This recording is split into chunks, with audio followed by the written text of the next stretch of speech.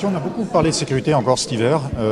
Ce sera un des thèmes de l'année prochaine. On a l'impression que la balle est aussi un peu dans le camp des fabricants de vélos et notamment au niveau du matériel.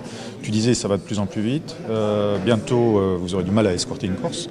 Qu'est-ce qu'il faudrait faire concrètement Je pense que parler à l'industrie du cycle est absolument nécessaire. Et lors du dernier séminaire de l'Union cycliste internationale, il y avait précisément une représentante de l'industrie qui disait mais on ne nous parle pas. Il faut parler à ces gens-là qui ont bien évidemment envie de faire quelque chose pour que le cyclisme ne devienne pas trop dangereux, pas encore plus dangereux. On sait malheureusement qu'il y a eu des accidents dramatiques ces dernières années, parfois pas forcément à cause de la vitesse, mais on sait aussi que plus ça va vite, parce que l'augmentation des aménagements routiers est exponentielle, plus il y a de risques, c'est aussi simple que ça. Ça n'est pas du tout une attaque contre les coureurs, ni une attaque contre les équipes.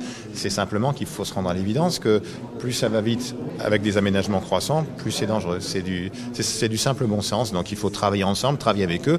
Et j'étais absolument ravi d'entendre cette représentante disant mais parlez-nous. Il faudrait travailler sur quoi par exemple, les pneus comme en Formule 1, on met des grosses roues à tout le monde. Des réunions ont évidemment lieu, de nombreuses réunions avec l'Union cycliste internationale, avec le groupe de Safer pour faire en sorte que le cyclisme soit plus sûr. C'est la largeur des guidons, du cintre qui peut être plus large, c'est pourquoi pas des développements limités en descente. C'est une préconisation notamment de Thierry Gouvenou, notre patron des compétitions, ancien coureur du Tour de France, puisque certains coureurs mènent des développements uniquement pour les descentes, qui n'utilisent qu'en descente. Donc imaginez la vitesse à laquelle ça peut aller.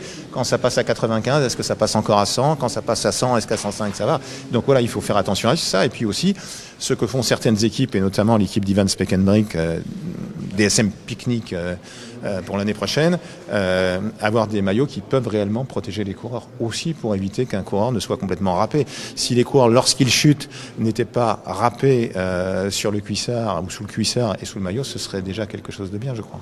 C'est primordial pour vous en tant qu'organisateur de course. Rien n'est plus important que la sécurité, mais nous, organisateurs, que disons-nous? Bien évidemment, d'abord les coureurs, les coureuses, les champions, les championnes, mais tous les gens qui sont à l'échelon course, et ça vous concerne vous aussi, la presse, puisque vous êtes sur des motos, parfois, et puis évidemment les spectateurs au bord de la route. C'est une image globale de la sécurité. Ça ne doit pas être simplement, on regarde les champions, même si les champions, c'est évidemment ce qui est le plus important, mais on ne peut pas considérer qu'ils sont seuls sur la route. Nous n'avons pas notre stade, nous n'avons pas notre piscine, nous sommes sur des routes qui ne nous appartiennent pas, qu'on nous permet d'utiliser pour la compétition à un moment donné, mais il faut faire attention à l'ensemble, évidemment.